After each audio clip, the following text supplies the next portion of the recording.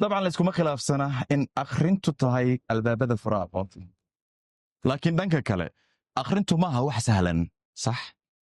waa sababta keenta in dadka iyagoo jecel inay aqoon iyo cilmi kororsadaan inay dunida iyo dacalladeeda fahmaan haddana aanay jeclayn akhrinta dunidan degdegaysa ee xogtu ay xag walba naga harqinaysana kuma sii jirto maalmuhu inta badan waxa ay ku dhammaadaan mashquul iyo daal aan la haleeli karin waxyaabo badan oo muhiim ah imise buug ayaad akhrisaa bishii ama akhrin kartaa 1 2 5 10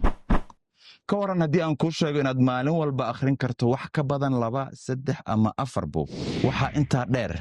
in howl maalmeedkaada aanay ka hor istaagin inaad dhuuxdo nuxurka buugta ugu iibsiga badan caalamka ama dukaamaysi joog ama giraanta hay gaari socda mar kasta iyo meel kasta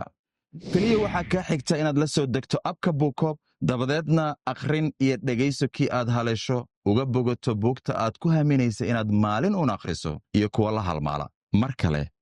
addimahaaga ku furo albaabada aqoonta buukoob ardaaga aqoon